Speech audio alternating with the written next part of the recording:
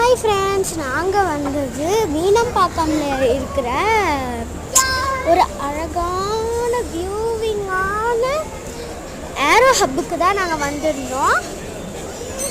ரொம்ப எக்ஸைட்டிங்காக இருக்கும்.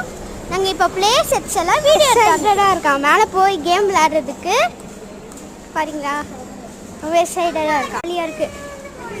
பார்த்தீங்களா, அங்கே பாருங்கள் ட்ரெஸ் எல்லாம் இருக்குது. ஃப்ரெண்ட்ஸ்